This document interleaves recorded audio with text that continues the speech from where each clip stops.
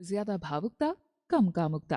पिछले एपिसोड में लेखिका ने हमें समझाया कि हम एक वक्त के बाद रिश्ते में किसी एक चीज को चुन लेते हैं। या उस रिश्ते में सिक्योरिटी रह जाती है या फिर कामुकता। कपल्स चाहकर भी दोनों चीजों को बैलेंस नहीं कर पाते। लेखिका यहाँ हमें कुछ और ऐसे कपल्स के बारे में बता रही हैं जो उनके सर्वे का हिस्सा रह चुके हैं। लेखिका के अनुसार मेरे पास जो भी कपल्स थेरेपी के लिए आते हैं, मैं उनसे सबसे पहले एक ही सवाल करती हूँ कि वो क्या चीज थी जिसने आपको अपने पार्टनर की तरफ आकर्षित किया। और मुझे इतने सालों के अनुभव में कुछ इस तरह के जवाब ही हासिल होते हैं। जैसे कि किसी का जवाब होता है, उनकी स्माइल मुझे अपनी ओर खींचती है, उनकी बात करने का अंदाज का मैं कायल बन गया था, इनकी कुकिंग ने मुझे इनका दीवाना कर दिया, ये बहुत स्मार्ट और गुड लुकिंग थे, मैं जानती थी ये मुझे धोखा नहीं देंगे, मुझे इनकी खूबसूरती बहुत पसंद आई थी। मेरे पास जितने भी कपल्स आते हैं उनका शुरुआती दौर हमेशा एक जैसा ही रहता है कि मेरे पार्टनर मुझे स्पेशल फील करवाते थे, मैं उनके लिए कुछ भी कर सकती थी, मेरे पार्टनर ने मेरी जिंदगी का खालीपन भर दिया, उनके साथ रहकर मैं खुद को जान पाई। ये सारी चीजें प्यार में अक्सर होती हैं। जब आप प्यार में होते हैं तो आपको हर चीज सुंदर लगती है, आपका दिल बस उसी इंसान के सपने देखने लग जाता है, आप उस दुनिया से कभी बाहर ही नहीं आना चाहते। आपके साथ कभी ऐसा हुआ होगा कि किसी के साथ पहली मुलाकात से ही आप उनके साथ अपनी पूरी जिंदगी गुजारने के सपने देख लेते होंगे, आपके पेट में तितलियां उड़ने लगी होंगी, आप बस उनके ख्यालों में खोए रहते हो। ये बिल्कुल नॉर्मल है, हम सबके साथ कभी ना कभी ये चीज हुई है। यहाँ मैं आपको जॉन और बिट्रीज का उदाहरण देना चाहूंगी। जॉन एक स्टॉक ब्रोकर है जो 5 साल से एक रिश्ते में था। वहां उसे वो संतोष प्राप्त नहीं हुआ जो वो अपने रिश्ते में चाहता था। उसकी जिंदगी में उस वक्त वो तीनों तरह से टूट चुका था, इमोशनल, प्रोफेशनल, फाइनेंशियल। जब वो बिट्रीज से मिला तब बिट्रीज उससे उम्र में 10 साल छोटी थी।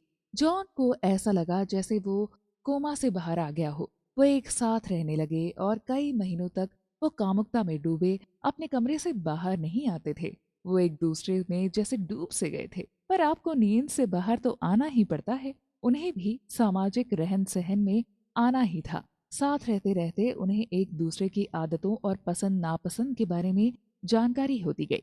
जब तक वे एक दूसरे से नाखबर थे, एक दूसरे में डूबे हुए थे, तब तक उनकी कामुकता उन्हें एक दूसरे को खोजने के लिए एक दूसरे के पास खींच रही थी। पर जब उन्होंने एक दूसरे को जानना शुरू किया तब शायद उनके मन बदलने लगे। ऐसा नहीं था कि वो एक दूसरे से अब प्यार नहीं करते थे। जॉन ने कहा कि वो दोनों साथ रहते हैं, बिट्री सबसे बेस्ट है, उसके लिए वो उससे प्यार करता है, पर उनके बीच अब वो सेक्स नहीं होता। मैंने अक्सर महारथियों को कहते सुना है कि कपल्स की जितनी आपस में कम्युनिकेशन अच्छी होती है उतनी ही उनकी सेक्स लाइफ बेहतर होती है। अगर आपके बीच प्यार है, केयर है, ट्रस्ट है, रिस्पेक्ट है, तो आपका फिजिकल रिलेशन भी आपके पार्टनर के साथ उतना ही अच्छा होता है। पर फिर आप जॉन और बिट्रीज के बारे में क्या कहना चाहेंगे? मेरा ये मानना है कि ये चीज हर एक कपल पर काम नहीं करती। जॉन और बिट्रीज के रिश्ते में हर वो चीज है जो लोगों के अनुसार एक अच्छी सेक्स लाइफ में होनी चाहिए। इसके बावजूद उनका रिश्ता बिना सेक्स और कामुकता के अभाव में चल रहा है। ऐसा क्यों?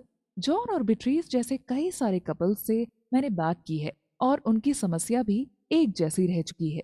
उनके रिश्ते में सब कुछ होते हुए भी उनका रिश्ता उस कामुकता और संतोष तक नहीं पहुंच पाता जितना उन्होंने अपने पार्टनर से प्यार करते वक्त सोचा था। नजदीकियों के लिए दूरियां जरूरी हैं। जब हमारा रिश्ता शुरू होता है तो हम एक दूसरे से जुड़ने की कोशिश करते हैं, एक दूसरे के बारे में जानने की, समझने की कोशिश करते हैं। हम जिनसे प्यार करते हैं उनके बारे में हमें हर छोटी बात नई लगती है, उनकी हैबिट्स, उनकी पसंद नापसंद। इसलिए हम एक नए सफर में खो से जाते हैं, उसे एंजॉय करने लगते हैं। पर ये चाहना तब ठंडी पड़ जाती है जब हम उस सफर की आखिरी मंजिल तक पहुंच जाते हैं। हम जान लेते हैं कि इन रास्तों में कौन से मोड़ थे, और जाहिर सी बात है हम में से कोई भी एक ही सफर पर बार बार नहीं जाना चाहेगा। हर चीज के दो पहलू होते हैं जो एक दूसरे से विपरीत होते हैं। कामुकता के भी दो पहलू हैं, जहाँ एक तरफ नजदीकियां हैं वहीं दूसरी तरफ दूरियां भी उतनी ही महत्वपूर्ण होती हैं। लोगों को अक्सर आपने ये कहते सुना होगा कि सेक्स के लिए नजदीकियां होना जरूरी है, पर यहाँ लेखिका का नजरिया थोड़ा अलग है। उनके मुताबिक कामुकता को चरम सीमा पर लाने के लिए दूरियां उनमें आग जैसा काम करती हैं। जैसे मान लीजिए आपकी बीवी 1 महीने बाद अपने मायके से लौटी हो, तो उन्हें देखकर आपकी कामुकता चरम सीमा तक पहुंच जाएगी, क्योंकि आपकी इंद्रियां अब पूरी तरह बेचैन हो चुकी होंगी और उस एहसास को आपने भी महसूस किया होगा। लेखिका ने इसी थेरेपी का उपयोग जॉन और बिट्रीज के केस में किया। हद से ज्यादा प्यार, कम से कम वासना की चाहना। जब लेखिका ने जॉन और बिट्रीज के केस को स्टडी किया, तब उन्हें पता चला कि जॉन का बचपन एक शराबी पिता के साथ गुजरा है, जहां उसकी माँ को उसने हर वक्त बस दुखी होते हुए ही देखा है। जॉन की माँ ने उसकी देखभाल की है और जॉन अपनी माँ के प्रति ज्यादा सेंसिटिव है। जॉन के आज तक जितने भी रिश्ते रह चुके हैं, उसमें शुरुआती वासना के बाद उसकी इच्छा धीरे धीरे खत्म हो जाती है, जिसे वो प्यार का खत्म होना समझता है। लेकिन इसकी असली वजह है ज्यादा प्यार का हो जाना। जब आप किसी से हद से ज्यादा प्यार करने लग जाते हैं, तो आप उसे दुखी नहीं करना चाहते, उसकी हर चीज को मानने लग जाते हैं और अपनी इच्छाओं को दबाने लग जाते हैं, और धीरे धीरे आप इन इच्छाओं को महसूस करना ही बंद कर देते हैं। जॉन ने अपनी माँ को दुखी होते हुए देखा है, जिसका बोझ वो अभी तक उठा रहे हैं। उसे शायद अपनी इच्छाओं को पूरा करना स्वार्थी लगता है, लेकिन जब आप अपनी कामुकता को, अपनी वासना को दबाने लग जाते हैं, तो कामुकता धीरे धीरे खत्म होने लग जाती है, क्योंकि आपने उसे स्वार्थीपन के साथ जोड़ा।